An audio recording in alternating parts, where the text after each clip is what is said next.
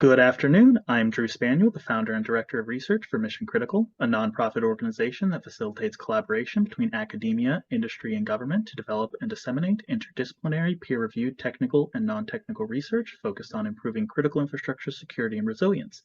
Today on our Critical Insights series, we are joined by Mission Critical advisor, fellow, and founding member Pete Slade. Pete is an accomplished business leader, CTO, and cybersecurity researcher with over 30 years of experience in the field.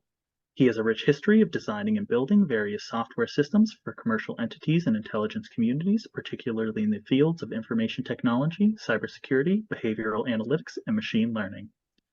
Pete is also the founder and CTO of ThreatWarrior, a global cybersecurity leader offering innovative threat detection and response solutions to help organizations protect critical data and infrastructure. Powered by deep learning and neural network technology, ThreatWarrior integrates disparate data sources with advanced threat intelligence to develop unparalleled visibility, threat hunting, and real-time threat detection and response across your enterprise.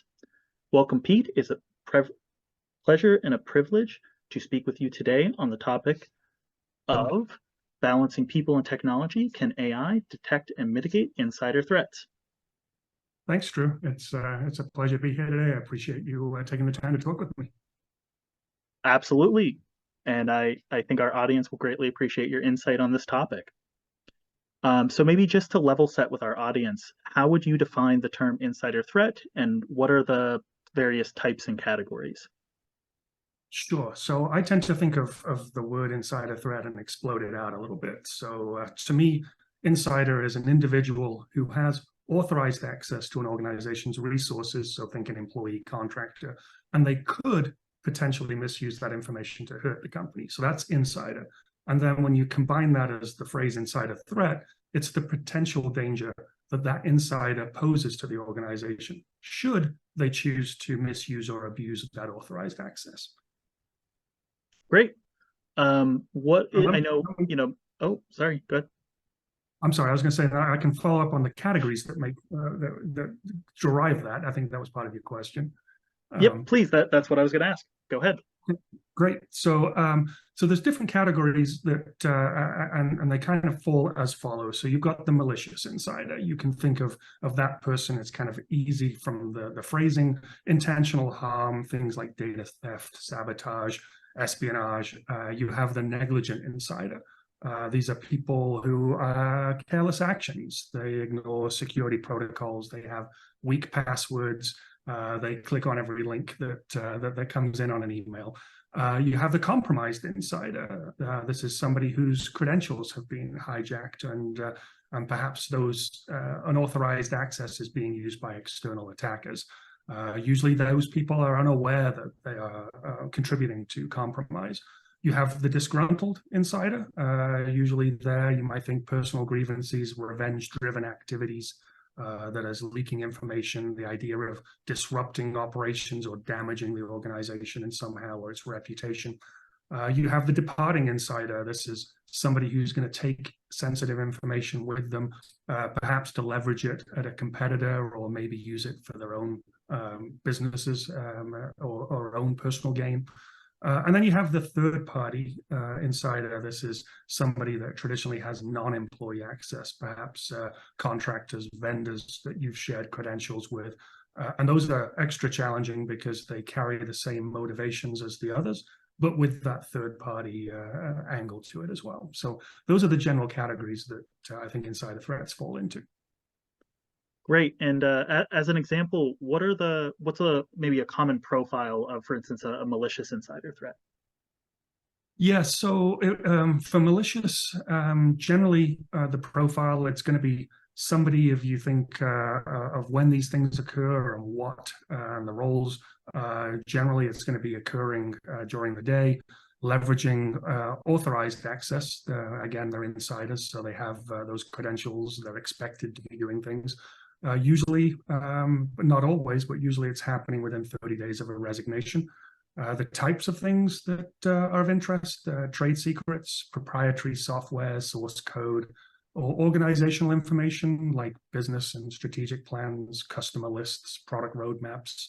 the types of roles that are involved, it runs the gamut, but generally executive, senior management, research, development staff, IT, cybersecurity personnel, sales and marketing, engineering and technical staff, and then also administrative and support staff who sometimes can be asked to gather information on behalf of or perform actions, and also have visibility into credentials as well. So that's kind of the profile side of that.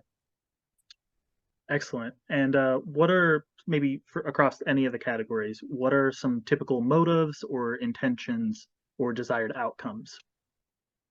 Yeah, so there's a number, and as you can imagine, it depends a lot on what circumstances drive this, and we'll probably talk more about that. But you have things like the emotional aspect of this. Perhaps someone's being blackmailed; they're doing it for love or political ideology. You've got financial; you're in debt, and you'd like to get out of it. Maybe selling information is a way to achieve that. You've got layoff fears. Perhaps you're being acquired. Perhaps there's concerns over the health of the company, and the idea being that the fear of those things happening cause you to act out in different ways. Work disagreements, perhaps passed over for a promotion, feeling disgruntled.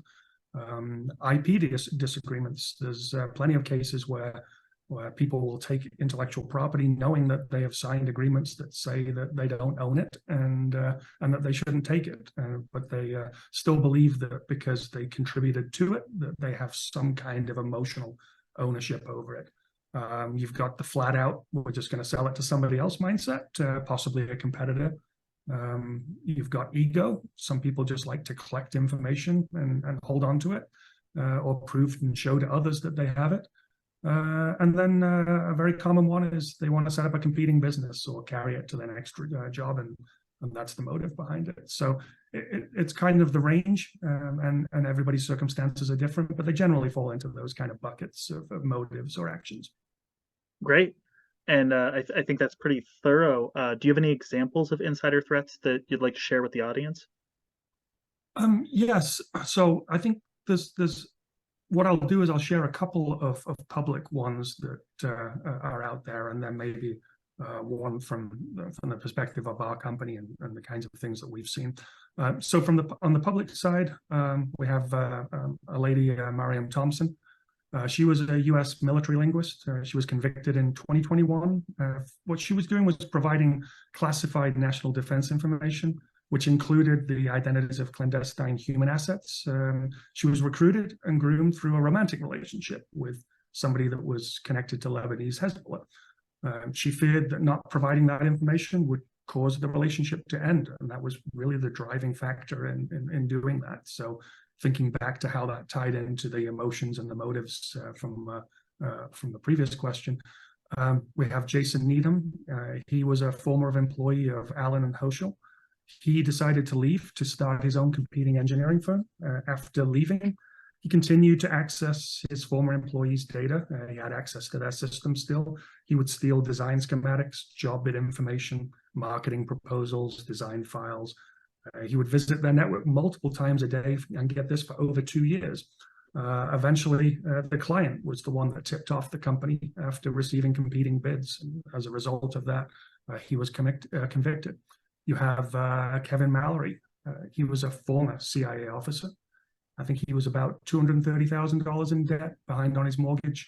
He was approached, and this will be a common theme, via LinkedIn by Michael Yang, who was a Chinese intelligence officer posing as a representative of a think tank that was looking for a foreign policy expert.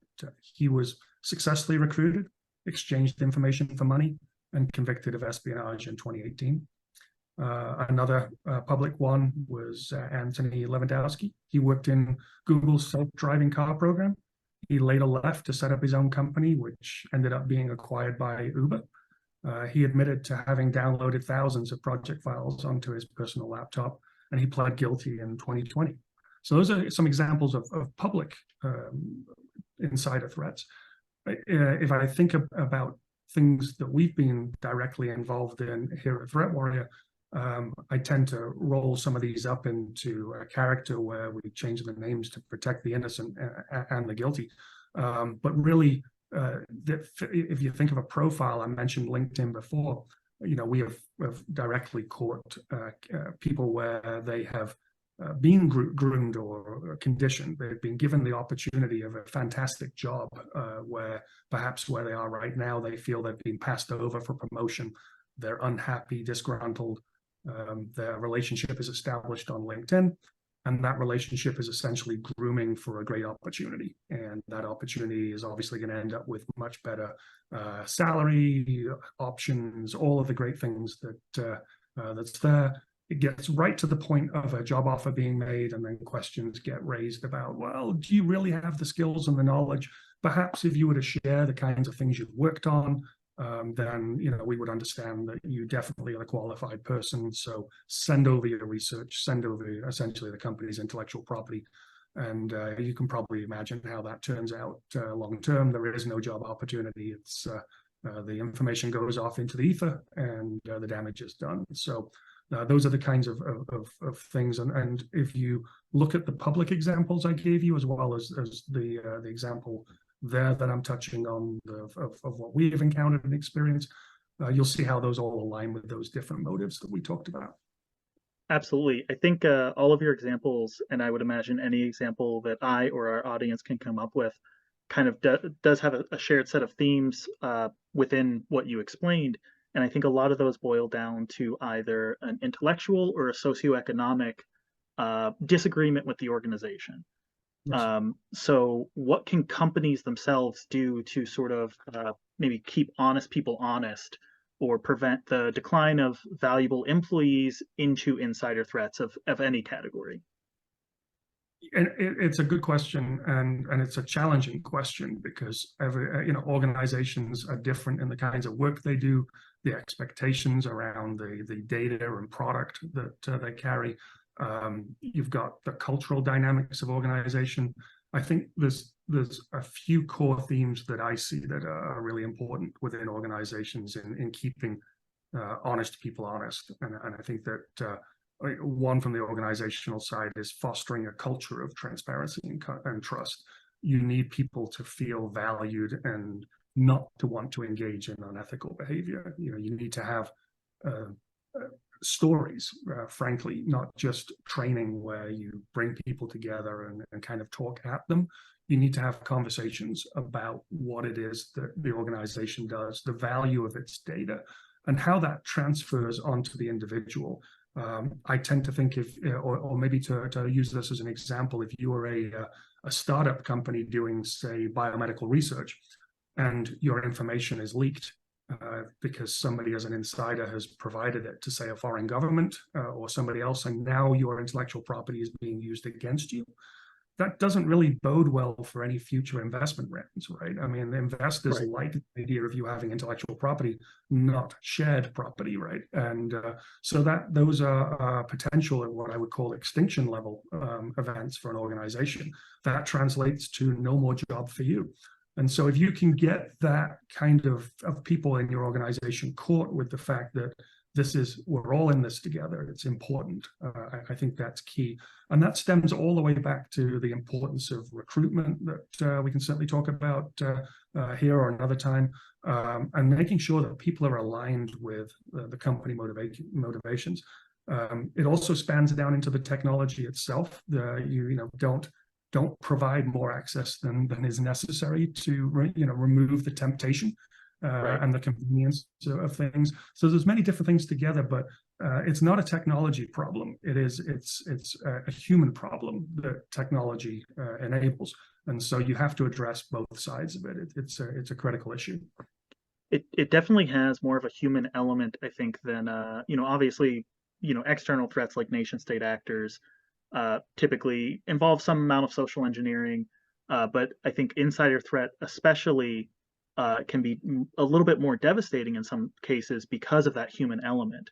What are some ways that maybe insider threats are handled or should be handled differently than your more typical external threats? Yeah, they should be definitely handled differently. There's much more sensitive aspects at play. We can all get our head around the idea that the Security Operations Center detects a nation state is on the network doing evil things. So you immediately rush to take care of that. You don't want those same people running out of the SOC and tackling one of your employees to the ground because they detected something. There's other factors that have to be brought to the table. For example, if you have the people in your organization who are aware and aligned with what you're doing, there's important aspects that you have to address as part of making everybody feel like they're part of this. But you don't want to undo that by just rushing out and immediately accusing people of doing things. It might not be malicious. It could be accidental. The circumstances matter greatly here. And you don't want that reputational damage internally from acting hastily. Also, they could have been instructed to do it by somebody who has authority to tell them to do it. There's lots of different reasons. You also don't want to create a situation, who knows, whether individuals are armed or if it escalates. You don't want to put those kind of confrontation positions. So you want to understand the motivation. For legal and law enforcement aspects, perhaps they should be allowed to continue further so that you can collect evidence of what's happening, so that not only do you have evidence against the insider, but you also are gaining evidence and insight into where the information is actually going to. Of course, it depends on what that information is and how much of it is leaking.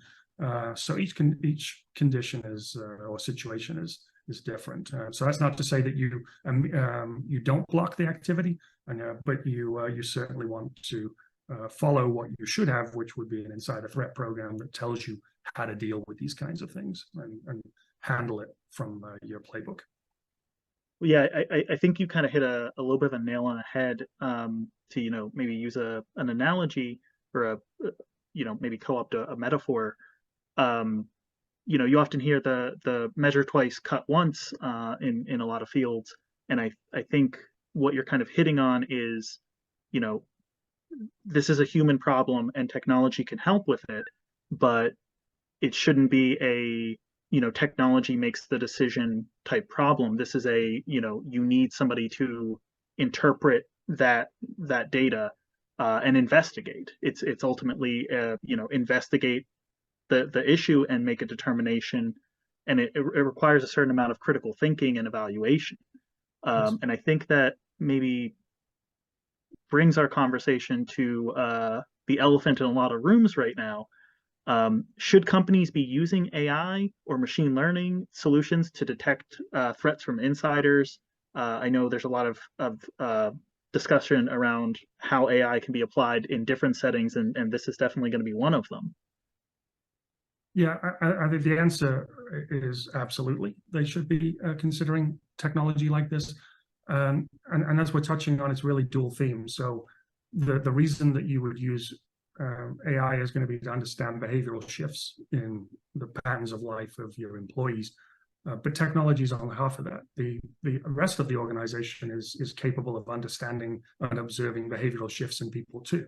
So you want to make sure that you have that. Now, the challenge that organizations face is dealing with the amount of information. And where AI is critical is that if you think about insider threats versus traditional cyber threats inside of an organization, the insider is trusted. They're already there. They already have credentials. Suspicion is already lower because they're trusted individuals, right? So you have that. So it's not as blatant as perhaps something maybe that you see elsewhere.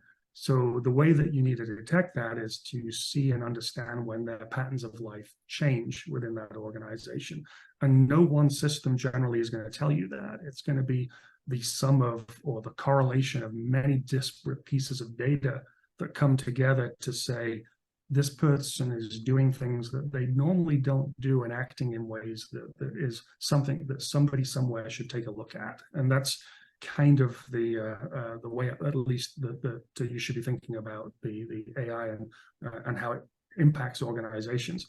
Because each organization, its challenge is that you're searching for needles in a dynamic haystack, right? We don't even have the luxury of a large haystack that everybody shares. It's your own individuals' organization's haystack, and by the way, it's changing while we talk, and so you're looking for needles in that, and the only way that you can really do that is to use AI to understand those patterns of life, especially when it involves kind of windows of time. So, you as a human may look at something activity-wise and see it and think it's benign. It only makes more sense in the threat perspective when you correlate that with some other piece of information that happens maybe in the future or has already happened. So it's bringing those disparate pieces together and making sense out of them. The other thing that I probably should touch on, and it pains me every time I have to caveat this, but I still have to, and that is the word AI. So, show me a vendor now in cybersecurity who isn't using the word AI. But show me a vendor who's actually truly using AI, and the list gets a lot shorter. Exactly. Problem being, you can put the words AI and ML on everything, as we see, and many of the times it's what I would call drive-by AI. They put a little bit in there to check a box, but it's not real AI. It wasn't part of the core of the platform, and using ChatGPT doesn't count. That's not the AI I'm talking about here. Fantastic for narratives, things like that you may want to introduce, but not understanding real-time streaming data, correlations, et cetera, et cetera. So long answer, but short answer is yes, you should. I think that's to call back to the name of our series, I think that's a critical insight, especially about AI. And we've touched on that a little bit in a few of our other videos and things, but I think that's like vital for people to understand is, maybe this is a little bit of a tangent, but the pop culture or zeitgeist understanding of AI isn't what the reality within the field is. And I think, especially to go back to your point for insider threat, you can kind of get the best from the human element and the technology element, but you have to be cognizant that that's what you're doing. Like as humans, our brains take in far more data than they can possibly process. I think depending on the paper that you're reading, it's between 12 and 23% of data is actually processed by your brain, and the rest is filtered out as noise. And our brains just, they are an incredible machine of their own right for crunching huge amounts of data, but they take in way too much data. So when you're trying to, watch a fellow employee or someone, you're not going to have an unbiased, let alone an informed decision on has their behavior changed over time. Right. That's something where an objective solution, it can be a little bit better at crunching just the data and getting, a determination. But you then need that critical thinking and human element to investigate and determine, is this something actionable? Is this what's going on? Maybe if it's your indicator of insider threat could be something around like productivity going down, but just because productivity goes down doesn't necessarily mean it's an insider threat. This is where that human component needs to come back in. And I think, you kind of showcase that really well with how you explain this. It's a tool in the toolbox. It's not an answer. I think, Drew, that lends itself also to how I think of cybersecurity within an organization, because, there is this thinking that, we have a cybersecurity department, therefore we have cybersecurity, right? Which is no different than in the software product world of saying, well, we have a QA department, therefore we don't need quality elsewhere. Well, if you say it like that, everyone's going to say, well, that's crazy. Of course, we would expect quality everywhere else. The QA department actually measures the level of quality that was applied to the product. They don't somehow magically sprinkle quality into the product. And that's right. True of the cybersecurity world, is that, having a cybersecurity department isn't the same thing as just it gave you magically overnight cybersecurity. You're all in it together. This is the checks and balances. This is the group that's dedicated to trying to find these things, but it doesn't give everybody else in the organization a hall pass on not needing to care. Right. You have access to the tools and the people and the technologies, etc., to make your organization secure. It's still, those people are employed consistently and whatnot because there's work that needs to go into that. It's not you purchase it and there's just a stamp and now you're suddenly secure forever. It's dynamic, not a snapshot. Yes, absolutely. But maybe pivoting off of that analogy away from my tangent a little bit. But so, if we're thinking of AI or machine learning more accurately as a tool, what other solutions can be used to either in conjunction with AI or on their own or in some combination to prevent, detect, or deter insider threats of any category?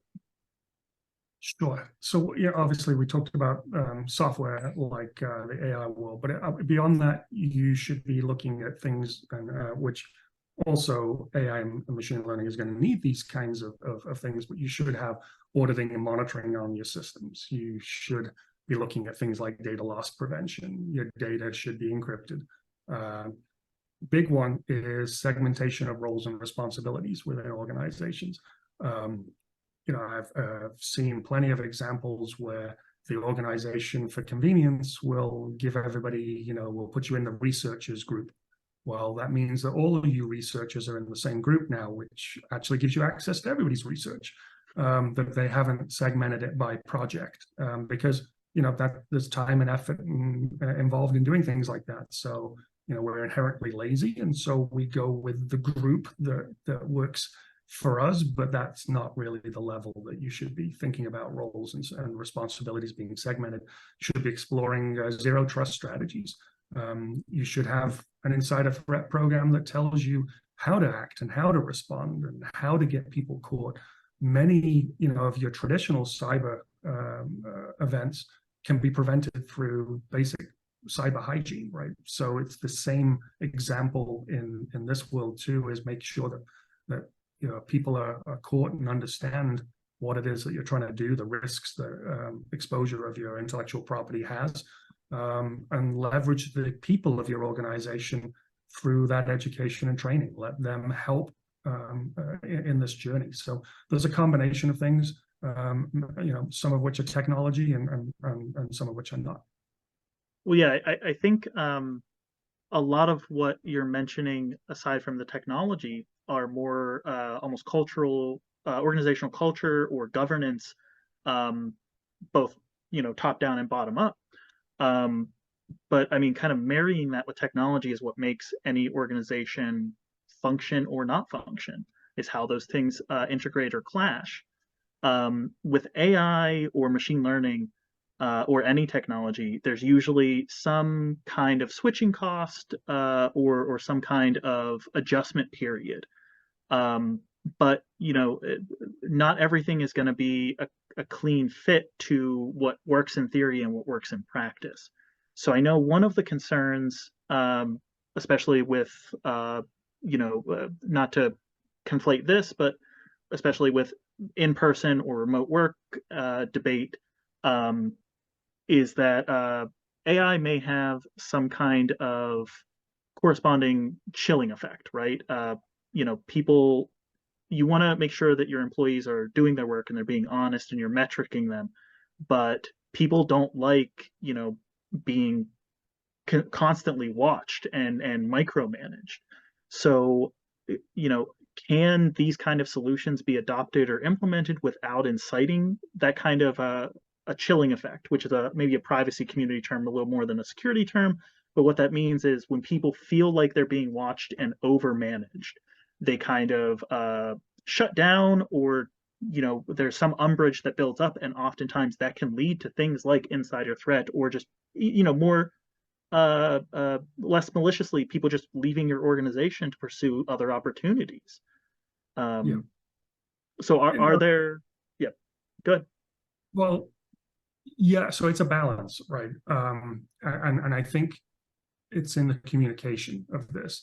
You could certainly install the technology and not tell anybody, but we know that the stories, conversations, things come out, and it would be better to control the narrative of this than in the absence of information, people make stuff up, and it's usually not favorable, right?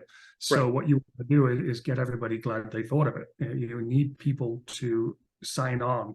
I mentioned before about how you need to be able to tie this to the individual, why it matters to you.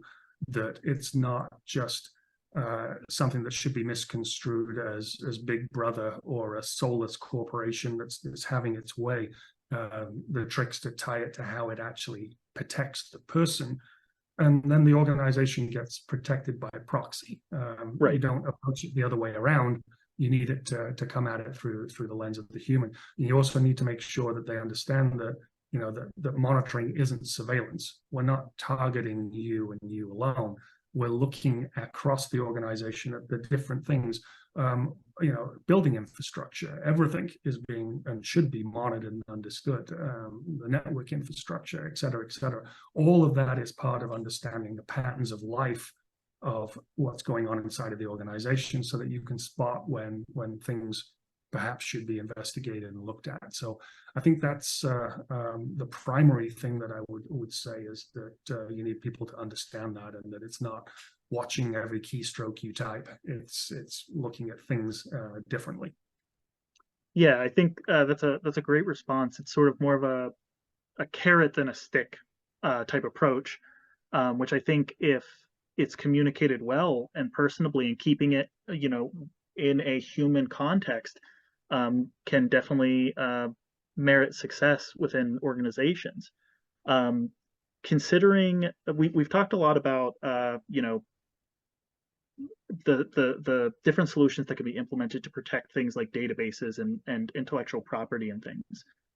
Considering that personnel are also a type of information vessel, right? Your people have knowledge of your clients, your IP, your just operating procedures, your internal politics. Just like your databases or essential systems, what technical or non-technical best practices should be implemented to prevent insider threats in that space? Are governments or contractual measures such as non-competes or NDAs suited to these potential suited to address this type of activity, or in the modern landscape, or is that insufficient? So there's a lot to unpack there. I think there's the technical best practices are going to be things like access controls, data loss prevention, encryption, the kinds of data protection solutions we touched on before, monitoring, behavioral analytics, etc. Non-technical, again, similar to what we talked about before, training, awareness, security audits should be performed, just to make sure, because life happens, people move jobs and roles within organizations. Do they still require the same permissions, credentials that they did before? What does the response to an incident look like?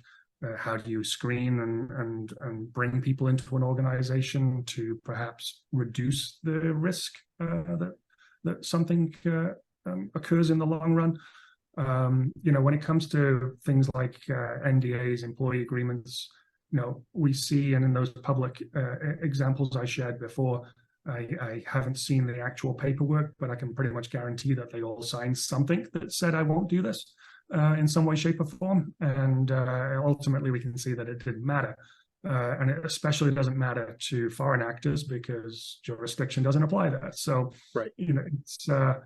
it's something that is more of a deterrent to the employee to be aware of those kinds of things, but you really have to drive or address the underlying motives, or at least the ones that you can control, right, within your organization. So, it's kind of a longer story, and again, a balance, but I don't think you can look at technology and exclude the human. I don't think you can look at human and exclude the technology at this point. They're intertwined. And I think that's a great summation of that, because I think one of the trends we see are a lot of companies saying we would never have an insider threat because people signed an NDA, or they signed a non-compete, or there's some kind of what's referred to as a paper shield protecting us, and that's just not the reality. I mean, but you don't want to respond with too much technology either, because that's not addressing the problem holistically.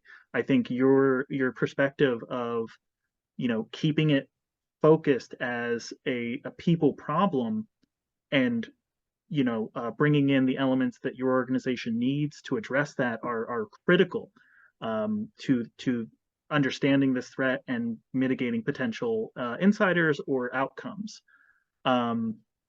So I think, the common theme here is whether intentional or unintentional or any other category of insider threat, this is a people problem. And that's, I think most of your responses came back to that. Um, so I guess as we move towards conclusion here, how can organizations best leverage technology to manage the risk or mitigate those impacts without losing perspective on that human element of the issue? So trust in the workspace is always going to be a delicate balance. There's some people that, their view or outlook on the world will be, that the company is always out to get me. It's never going to be a good place to work. You've also got plenty of people who are like, this is a fantastic job. I love it here. I'm part of the family. So you're dealing with very different ends of the spectrum and everything in between, right? And you have to address that. I think, organizations have a self-preservation reason to protect their intellectual property for the same reasons that we talked about before. They also are likely, depending on the type of organization, to have rules and regulations around the types of data. So whether they buy into it or not, they're being forced to buy into it through rules and regulations. Hopefully forced is not the way that they view it. But we know again that there's organizations that span these extremes as well. So you're trying to mix and match these. I do believe that a lot, again, definitely not all by any stretch, but a lot of this can be weaned out in the recruiting onboarding process, making sure that people are a good cultural fit for your organization, that they align with your company values.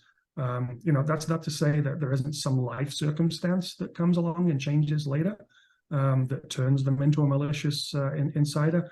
But you're doing all you can to try to limit your exposure to somebody whose predisposition walking in the door is, let's see what you've got here and how I can profit on it, right? So trying to find people that align with that and the techniques. So I think for organizations, the real solution is a people first approach, right? It's fostering the positive company culture, understanding the importance of recruitment and recognizing people, right? Listen, when catch people doing well, right? And tell them, make it a great place to be, align the individual with the company's motivations and create a culture where hopefully unethical actions are unthinkable. And, will that protect you from everything? Not a chance, but it goes a long way towards helping, right? And at the end of the day, I think we all would prefer to work in those kinds of organizations anyway.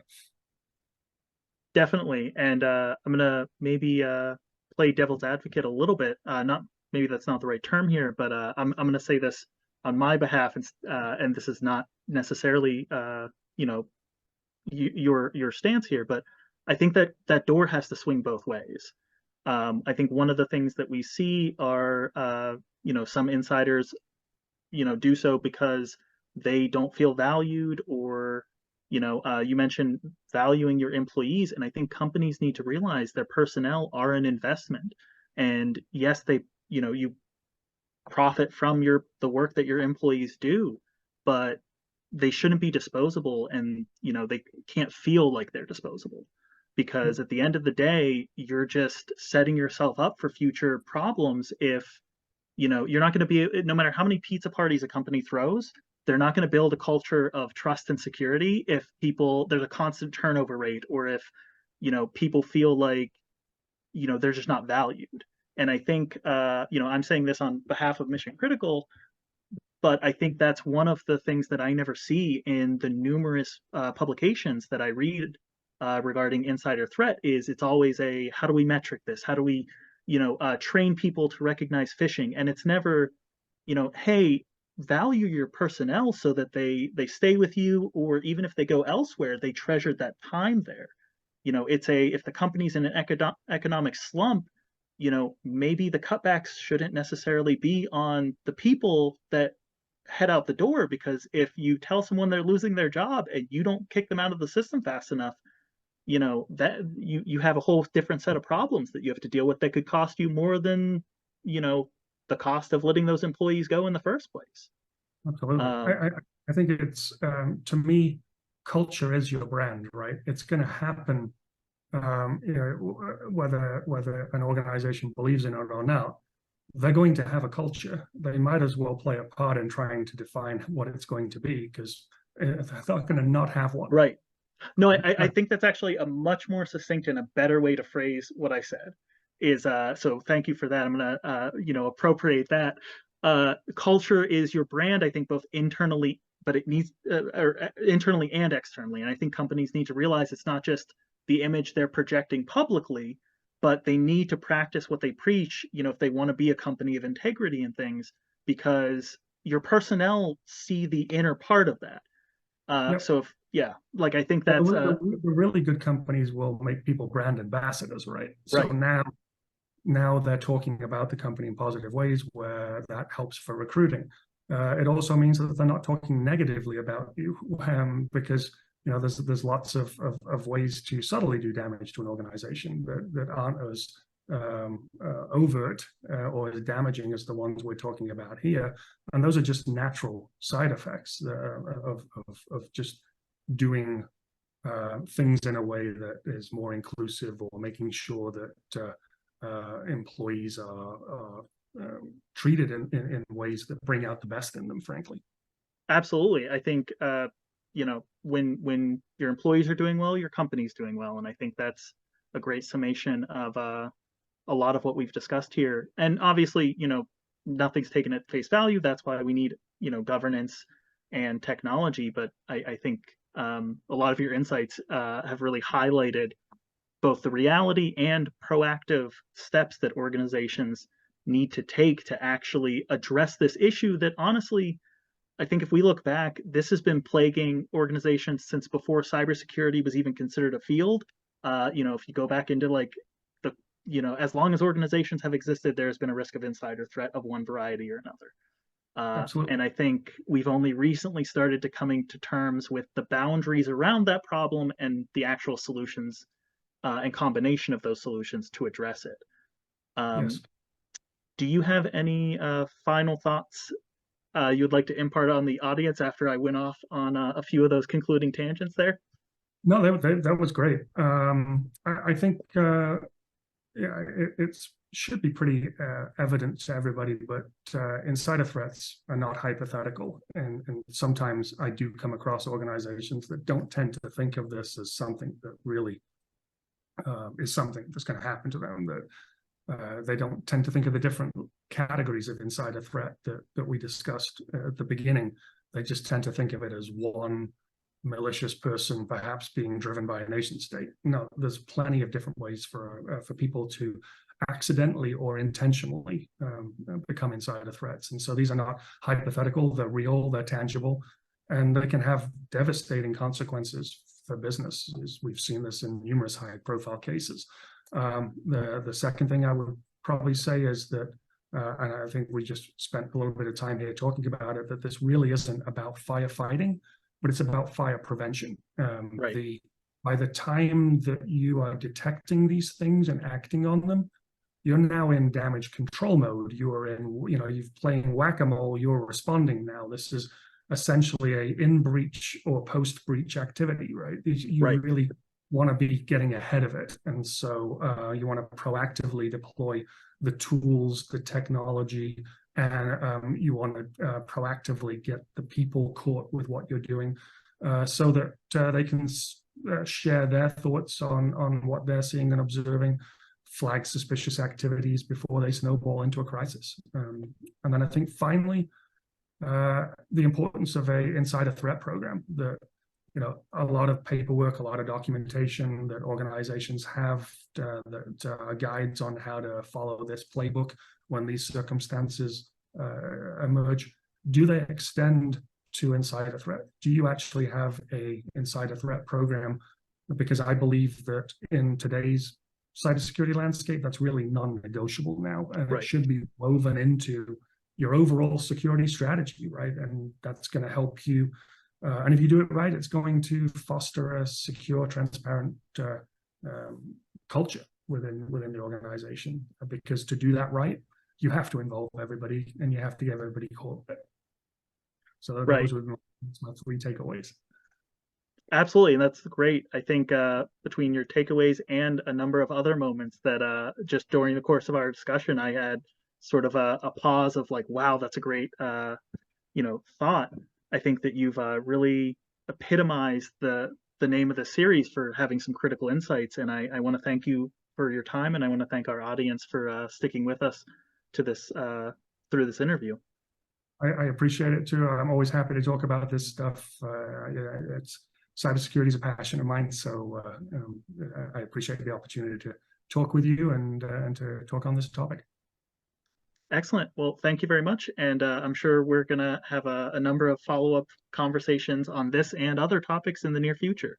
So, I want to invite you back whenever you're available, and I want to invite our audience to stay tuned for some upcoming Critical Insights interviews. Great. Thanks a lot, Drew. Thanks a lot.